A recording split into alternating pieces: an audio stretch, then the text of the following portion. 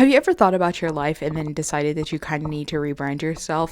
So you then go on to watching a bunch of different YouTube videos on how to rebrand yourself, but you realize that none of the rebranding is the way that you actually want to rebrand yourself, and nobody gives you actual, real clear steps onto how to rebrand yourself. So you stay up until 3 a.m. and trying to figure out how you can rebrand yourself, and then you create like all these different phases that align with you and your goals and how you want to rebrand yourself. Because same.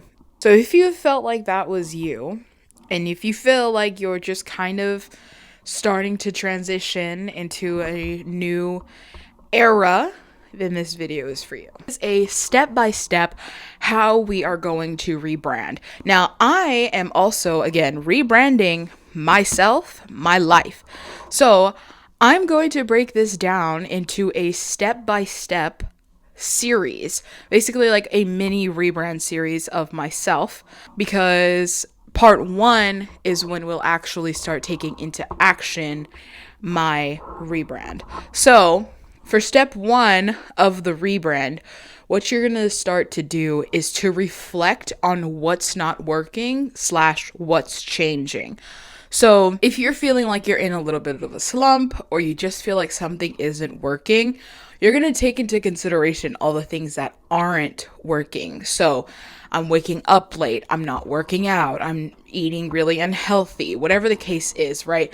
You're going to take into consideration the things that aren't working or the things that are changing in your life. You know, I'm starting to work more, which means I'm working out less, or I'm getting really, really busy with my schoolwork that I don't have time to work on my content or XYZ. Whatever the case is, whatever the problem is, you need to start there. You need to start at the root of the problem so that way you could take it out and develop this new era. You know what I mean? But the thing about rebranding is, think about it. When a brand goes from, launching a new product, most of the time, they don't launch it right away. They do kind of like a soft launch, and they do teasers into this new thing that they're promoting, right? That's kind of what we're going to be doing with our rebrand. We're going to be slowly diving into the habits that we want to create. We're going to slowly walk into the life that we want to rebrand ourselves into, instead of just jumping in all at once. Because once you jump in all at once and just go right into it, it doesn't stick. It doesn't stick. So learn from me, okay? Please. Step 2 is deciding what you want this new era to look like. In step 2, we are going to be really getting down to the nitty-gritty of what we want our rebrand to look like. Do we want to wake up early? Do we want to work out? Is it healthy foods? What do you want your rebrand to look like? And I'm talking Pinterest mood boards, vision boards, wallpapers, wall screens, every single thing that you want your rebrand, your new era to look like. This is what we're going to do in step 2. Like visually being able to see exactly what you want in your rebranded era. That's what we're going to do in step 2. Once you know specifically what you want, then you're going to move on to step 3, which is creating systems that match that vision. So if you have on your mood board, fitness, waking up at 5 a.m., eating healthy, you have healthy foods, you have a picture of abs. I don't know. You see me, obviously. But if you have that on your mood board, if that's your vision, then we need to align your routine to be with that vision. Because if you want to wake up at 5 a.m. yet you're going to sleep at 12 o'clock, bestie, that's not going to work. Okay? You know what I mean? So we need to support habits, and we need to create routines that build around that. Now, the thing with this, which leads into step 4, is we need to create these systems. We need to create habits, but we're not going to just throw them out all at once. We're not going to do every single one all at once, right? So we need to be realistic about it. and we need to have a part of realism, okay? Because without realism, you're basically just like throwing shit to the wall and just seeing what sticks. And those habits most likely will not stick. They'll fall right off the wall. So, step 4 is to transition slowly into your new era, and don't rush the rebrand. Don't rush it. So the whole goal is to start slow. Start slow, don't rush. Be calm and gentle with this rebrand into adding new habits.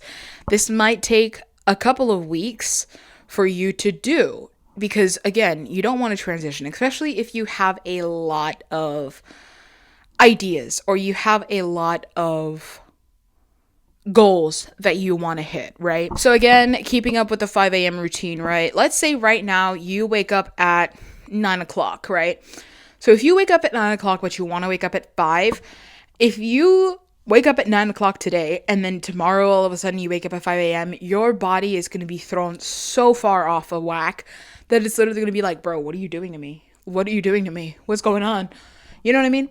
So what we can do to transition that slowly so that way you can build a routine of consistency is start going to sleep earlier and start waking up a little bit earlier, maybe like half an hour earlier, right? Transitioning slowly into a habit, well, not like in a case like that, not only is it going to help you go to sleep earlier and wake up earlier, so that way when the time you get to 5 a.m., it's like easy, but also because it's slow and your body can get used to it. Your body can get used to these habits that we're creating instead of just throwing everything all at your body and being like, deal with it.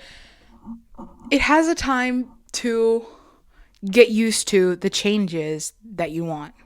So those are basically all the steps in the rebrand. Again, I'm going to be going through every step in my own personal journey.